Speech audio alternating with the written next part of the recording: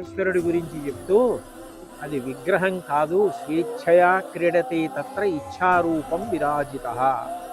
ఆయన అలా నిలబడాలనుకుని నిలబడ్డారు, సాక్షాత్తు శ్రీమన్నారాయణుడే అని చెప్పారు.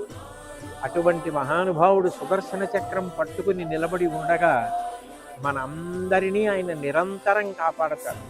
అందుకే ప్రపంచంలో చాలా భాగం ఉద్రిక్తతలతోటి ఉద్విగ్నతలతోటి ఉండి యుద్ధ వాతావరణంలో నలిగిపోతుంటే మనందరం మాత్రం ఈ పాటి ప్రశాంతంగా ఉండగలిగాం. ఎక్కడ ఏ విధమైనటువంటి నష్టం జరగకుండా ప్రశాంతంగా మన పనులు మనం చేసుకోగలిగామంటే సర్వజగద్రక్షకుడైనటువంటి శ్రీమన్నారాయణుడు ఇక్కడ కొలువు ఉండడం, మనని కాపాడడం దానికి కారణం. కాబట్టి మనం చెయ్యగలిగింది ఆయన యందు భక్తితో ఆయన చెప్పినట్లు బ్రతికి ధార్మికంగా ఉండడమే మనం చెయ్యగలిగినటువంటి కర్తవ్యం. ఇవాళ స్వామివారి దర్శనం చేసుకుని ఎంతో సంతోషించి నమస్కారం చేసుకుని వచ్చాం.